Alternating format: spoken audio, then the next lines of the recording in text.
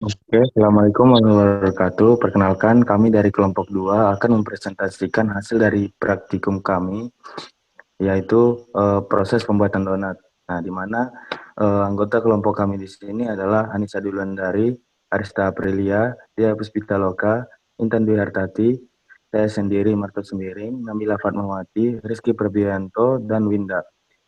Untuk pendahuluan akan dijelaskan oleh Saudari Intan. Kepada Saudari Intan dipersilahkan.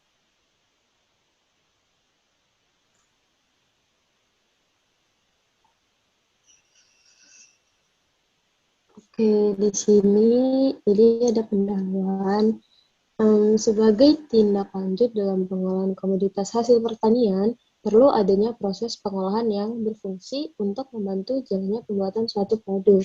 Salah satu proses pengolahan yang banyak dilakukan adalah proses fermentasi, di mana proses fermentasi berfungsi untuk memecah senyawa kompleks menjadi lebih sederhana agar dapat lebih mudah dicerna oleh tubuh.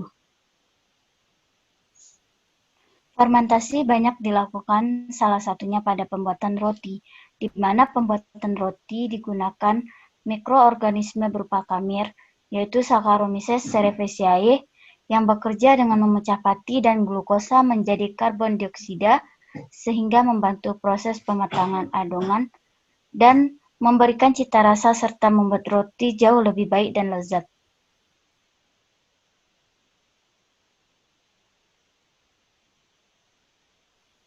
Oke, selanjutnya itu tujuan dari praktikum pembuatan roti ini.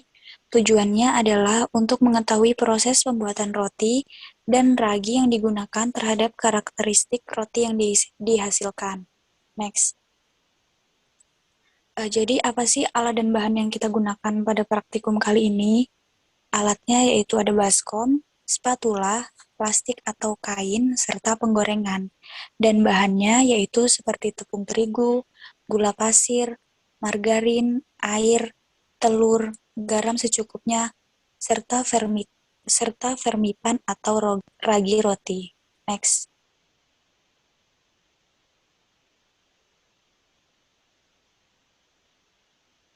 Oke, untuk metode pembuatan yang kita pakai yaitu yang langkah pertama yang harus dilakukan, campurkan tepung terigu, telur, gula, dan ragi ke dalam baskom, lalu tambahkan air sedikit demi sedikit sampai adonan menyatu. Selanjutnya, tambahkan margarin sampai adonan kalis.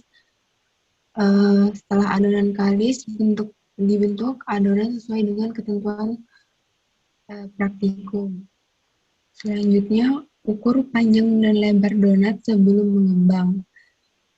Lalu diamkan adonan yang sudah dibentuk selama 1 jam. Lalu diukur lagi donat setelah mengembang, kemudian digoreng. Setelah itu diamati organoleptik donat yang sudah digoreng.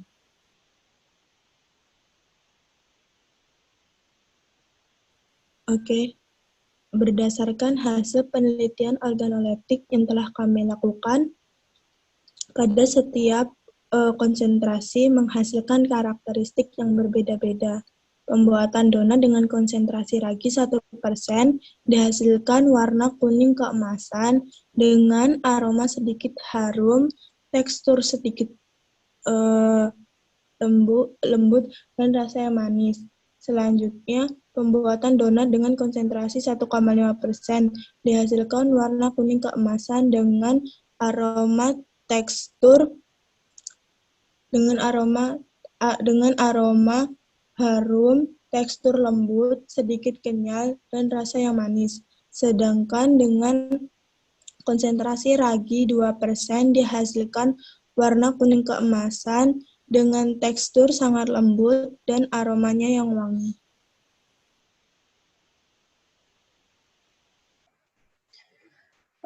Donat merupakan salah satu makanan yang terbuat dari bahan dasar tepung terigu. Di mana dalam proses pembuatannya itu menggunakan tahap fermentasi untuk menghasilkan rasa dan aroma yang khas daripada donat tersebut. Pembuatan donat diawali dengan pencampuran bahan kering, yaitu berupa tepung terigu, garam, ragi, gula, susu bubuk, agar tercampur dengan rata. berfungsi untuk menentukan struktur produk donat dan memberikan kekuatan pada adonan seperti menahan gas CO2 dari fermentasi yang disebabkan oleh pengaruh protein gluten yang terdapat pada karbohidrat terdapat dalam tepung terigu itu sendiri, serta memberikan efek elastisitas dan kekuatan untuk peregangan, di mana ini merupakan salah satu pengaruh dari protein glutenin yang terdapat pada tepung terigu itu sendiri. Selanjutnya adalah fungsi dari ragi. Ragi yang digunakan dalam proses pembuatan donat itu sendiri merupakan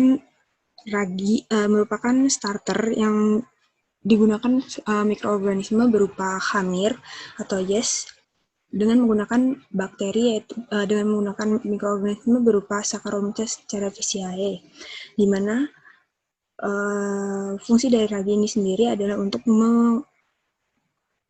untuk proses aerasi adonan dengan mengubah gula menjadi gas karbon dioksida sehingga mematangkan dan melembutkan serta menghasilkan suatu aroma yang khas dalam adonan donat tersebut. Sedangkan fungsi garam yang digunakan pada pembuatan donat itu sendiri itu berguna untuk menambah rasa gurih dan pembangkit rasa bahan-bahan lainnya, mengontrol waktu fermentasi dari adonan beragi, menambahkan kekuatan glutenin, dan selanjutnya pada proses pembuatan donat itu sendiri ditambahkan kuning telur yang berfungsi sebagai emulsifier atau pelembut dari suatu adonan kue.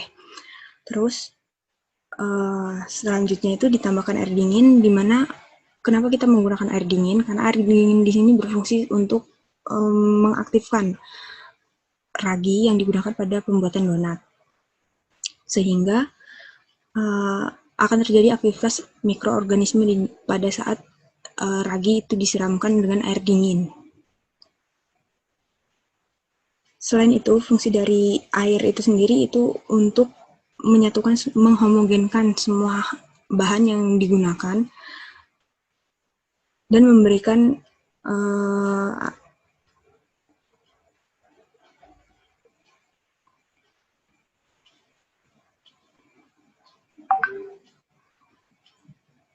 setelah semua bahan menyatu karena penambahan air itu sendiri, adonan disatukan dan ditambahkan margarin, di mana margarin di sini berfungsi sebagai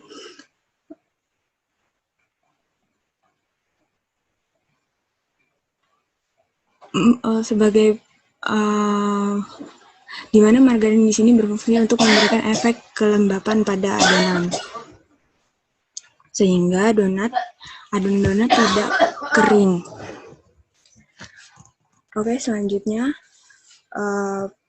setelah ditambahkan margarin dan diaduk hingga kalis, adonan kemudian diperam atau difermentasi selama lebih kurang 30 hingga 60 menit hingga mengembang, di mana pengembangan pada adonan donat ini disebabkan oleh adanya aktivitas mikroorganisme yaitu berupa Saccharomyces cerevisiae, yang dimana Saccharomyces cerevisiae ini mengubah glukosa dan pati yang terdapat pada tepung itu menjadi gas karbon dioksida CO2, di mana gas karbon dioksida ini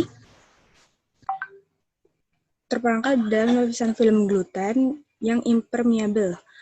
Gas akan meresap pada lapisan yang elastis dan ekstensibel yang selanjutnya menyebabkan perkembangan atau penambahan volume adonan sehingga menyebabkan adonan pada donat itu sendiri mengembang. Oke, next.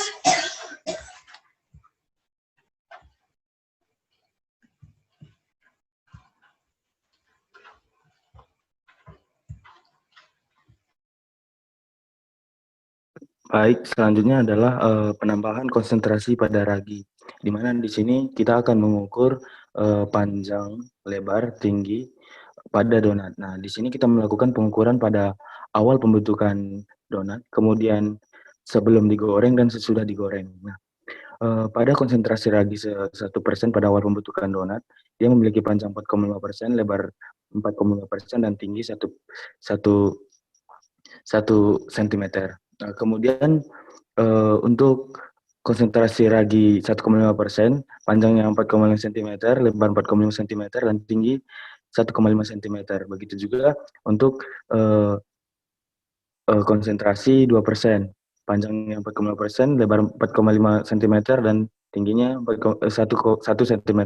Kemudian sebelum digoreng, nah konsentrasi di sini itu pada 1%, dia memiliki panjang 5,5 cm, lebar 5,4 cm, tinggi 1,3 cm.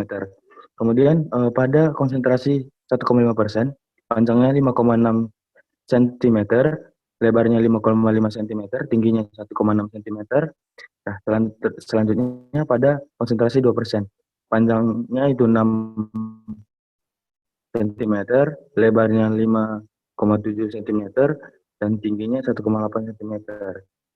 Dan terakhir saya sudah digoreng. Nah, pada konsentrasi 1%, panjangnya itu 7,5 cm, lebarnya 6,7 cm, tingginya 2,8 cm. Selanjutnya, pada konsentrasi 1,5%, panjangnya 8,2 cm, lebarnya 6,8 cm, tingginya 3,3 cm, dan terakhir pada konsentrasi 2%, panjangnya 8,9 cm, lebarnya 7,3 cm, dan tingginya 3,3 cm. Nah, di sini bisa kita lihat bahwa konsentrasi ragi berpengaruh kepada pengembangan ragi, pengembangan donat. Di mana di sini pada konsentrasi 2% dan 1,5% dia lebih mengembang daripada konsentrasi 1%. Nah, di sini selain itu juga kembukan pada donat ditentukan dari penambahan ragi ini. Nah, di sini pada penambahan 1,5% dan 2% itu lebih empuk daripada 1%. Kemudian kempukan donat juga ditentukan berdasarkan pori yang dihasilkan pada adonan donat. Semakin banyak pori-pori pada permukaan donat, maka donat akan semakin empuk. Nah, itu adalah berdasarkan penambahan raginya. Sedangkan semakin sedikit semakin sedikit pori-pori donatnya, maka dia akan semakin tidak empuk atau dia dibilang bantet. Kemudian pada permukaan donat juga akan menghasilkan warna, di mana di sini penambahan ragi juga akan berpengaruh pada warna yang dihasilkan. Nah, selanjutnya juga pada waktu pengembangannya. Jika kita menambahkan ragi yang lebih besar, waktu pengembangannya juga akan relatif lebih singkat daripada ragi yang ditambahkan lebih kecil. Contohnya pada 1% ini, karena sifat gluten yang terdapat pada tepung terigu yang bersifat elastis mampu menahan fermentasi saat proses fermentasi, sehingga gas CO2 yang dihasilkan tidak keluar dari adonan sehingga dia akan mengembang. Nah, dari percobaan yang telah dilakukan, donat yang menggunakan ragi 1% memiliki pori-pori yang tidak terlalu banyak. Kemudian penggunaan 1,5% terdapat pori-pori yang lumayan banyak. Dan terakhir pada penggunaan ragi 2% memiliki ragi yang sangat banyak, sehingga donat di sini sangat mengembang. Oke, next.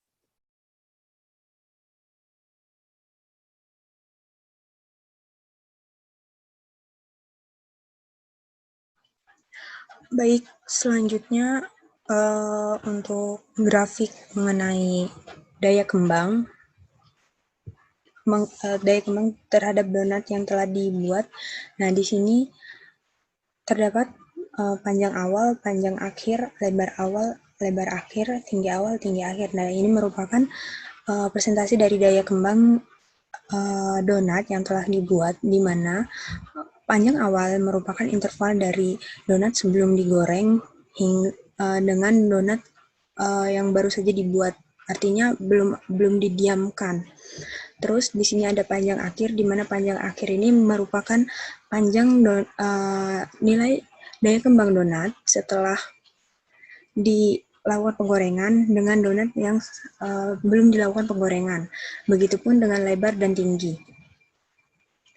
Oke, berdasarkan praktikum yang telah dilakukan untuk donat dengan konsentrasi 1%, di sini memiliki panjang interval daya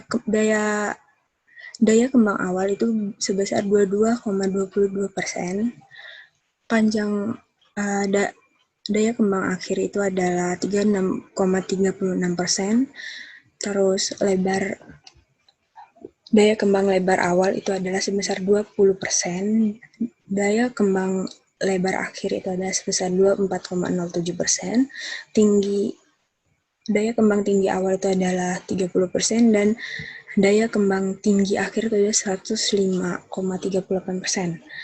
Dengan konsentrasi ragi 1,5%, itu daya kembang panjang awal itu adalah sebesar 24,44%. Daya kembang panjang akhir itu adalah sebesar 46,42%. Daya kembang lebar awal itu adalah sebesar 22,22%. Daya kembang lebar akhir itu adalah sebesar 23,63%. Daya kembang tinggi awal itu adalah sebesar 60%, dan daya kembang tinggi akhir itu adalah sebesar 106,25%. Sedangkan pada penggunaan ragi dengan konsentrasi 2% itu diperoleh daya kembang panjang awal itu adalah sebesar 33,33%, daya kembang panjang akhir itu adalah sebesar 48,33%, daya kembang lebar awal itu adalah sebesar 26,66%, daya kembang lebar akhir itu adalah sebesar 28,07%, daya kembang tinggi awal itu adalah sebesar 80%, dan daya kembang tinggi akhir itu adalah sebesar 83,33%. Dari grafik yang telah dibuat, di sini dapat kita simpulkan bahwasannya penggunaan konsentrasi ragi itu akan berpengaruh kepada daya kembang. Begitupun dengan suhu yang diberikan gitu. Di sini data yang dihasilkan di sini itu berpengaruh terhadap sifat-sifat dari fermentasi itu sendiri, di mana pengaruh fermentasi di mana fermentasi itu sendiri dipengaruhi oleh suhu, waktu atau interval lamanya fermentasi. Nah, di sini dapat kita buktikan bahwasanya daya kembang atau daya kembang awal yang diperoleh berdasarkan sebelum dilakukannya waktu fermentasi atau sebelum dilakukannya waktu pemeraman hingga ke pemeraman itu memiliki daya kembang yang berbeda gitu.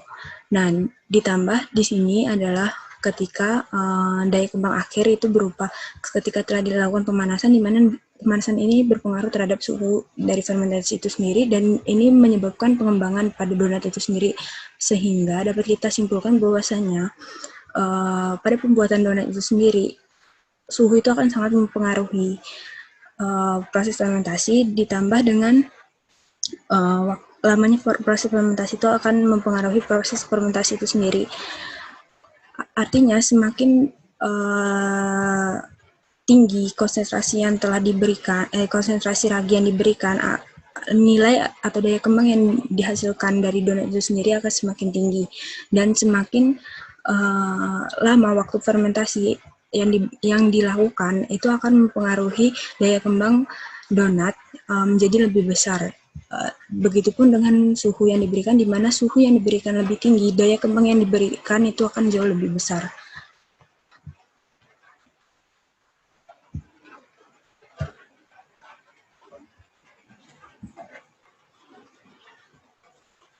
Baik, berikutnya adalah analisis organoleptik pada kelompok lain, yaitu kelompok bapau.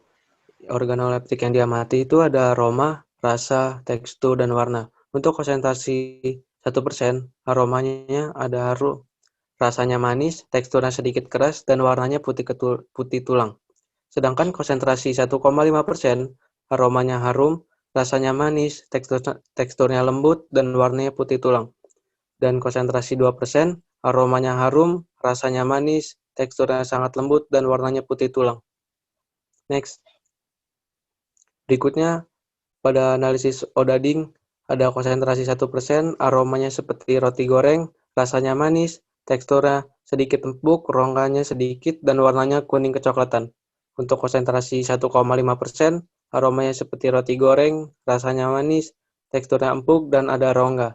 Untuk warnanya kuning kecoklatan. Dan untuk konsentrasi 2%, aromanya seperti roti goreng, rasanya manis, sedikit asam, teksturnya empuk, dan ada rongga, dan untuk warna kuning kecoklatan. Next. Dan untuk organoleptik yang berikutnya ada roti manis. Untuk konsentrasi 1%-nya ada aroma harumnya, rasanya manis, teksturnya renyah di luar, lembut di dalam, kemudian ada warnanya kuning kemasan. Konsentrasi 1,5%, aromanya harum, rasanya manis, teksturnya renyah di luar, sedikit lembut di dalam, dan warnanya kuning keemasan. Untuk konsentrasi 2%, aromanya harum, rasanya manis sedikit asam, teksturnya renyah di luar, sedikit lembut di dalam, dan warnanya kuning keemasan.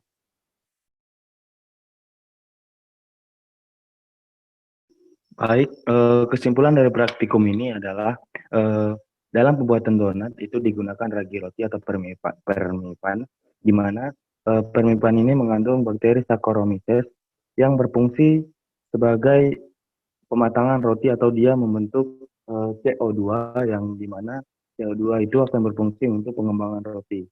Kemudian di sini donat yang menggunakan ragi roti yang paling besar yaitu sebanyak 2% adalah donat yang paling empuk karena ragi roti ini itu tadi berfungsi sebagai pengumpukan. Kemudian di sini air dan suhu juga berfungsi dalam pembentukan donat karena di sini kita harus menentukan air dan airnya dalam suhu dan kondisi optimum. Sekian penjelasan dari praktikum kelompok 2. Jika ada kata salah, kami mohon maaf. Wassalamualaikum warahmatullahi wabarakatuh. Baik, sebelumnya Assalamualaikum warahmatullahi wabarakatuh. Di sini kami dari kelompok 2 kelas RA yang beranggotakan Anissa Dwi Wulandari, Nabila Fatmawati, Dea Puspita Loka, Intan Dwi Hartati, Arista Aprilia, Winda, Rizky Febrianto, dan Marto Sembiring. Di sini kami akan mempresentasikan hasil dari diskusi kami. Kami akan menampilkan video dari hasil pembuatan donat dari kelompok kami. Keep on watching. Bahan-bahan yang digunakan pada praktikum pembuatan donat yaitu yang terdiri dari tepung terigu. Tepung terigunya dibagi 3 untuk 3 konsentrasi ragi yang digunakan. Kemudian ada 3 butir telur. Kemudian ada mentega atau margarin, air dingin, gula pasir. Kemudian ada garam halus dan kemudian ada susu bubuk. Kemudian ada ragi yang digunakan. Siapkan wadah yang digunakan. Kemudian tuangkan 100 gram tepung terigu.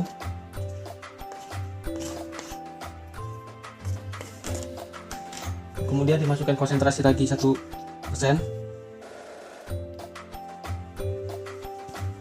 Lalu diaduk rata. Jangan lupa memasukkan 1 sendok gula pasir, 1 sendok garam, 1 sendok garam menggunakan sendok teh,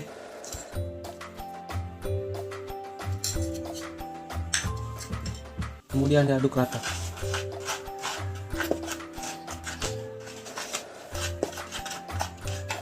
Tak tertinggalkan juga susu bubuk 1 sendok. Kemudian masukkan kuning telur. Kuning telur ini berfungsi untuk melembutkan adonan kue.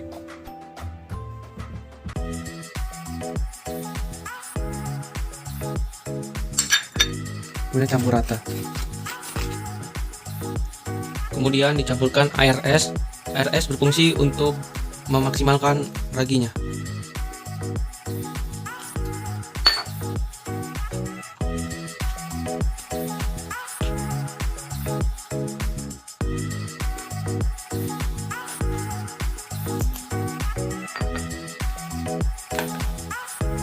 Kemudian dimasukkan margarin. Kemudian adonan yang telah diulenin didiamkan dan ditutup kurang lebih waktunya 50 menit supaya adonannya mengembang 2 kali lebih besar. Setelah adonan didiamkan, kemudian adonan dibentuk di bulat-bulat dan diberi lubang tengah hingga membentuk adonan donat pada umumnya. Adonan donat dirapikan. Nah, ini adalah donat dengan konsentrasi ragi 2%, 1,5%, dan 1%. Kemudian ukur panjang, lebar, dan tinggi dari masing-masing konsentrasi donat dan dicatat hasilnya. Setelah itu kita goreng donat sebentar saja hingga berwarna coklat seperti di video. Tekstur donat di sini benar-benar empuk dan banyak seratnya. Jika kita lihat seratnya itu hampir-hampir mirip ya. Nah, ini adalah hasil dari donat menggunakan masing-masing konsentrasi. Untuk pembahasannya itu dapat dilihat di video sebelumnya. Terima kasih. Itulah hasil video dari kelompok 2. Apabila ada kesalahan kami mohon maaf. Kami tutup. Wabillahi taufiq wal hidayah. Wassalamualaikum warahmatullahi wabarakatuh. Selamat mencoba.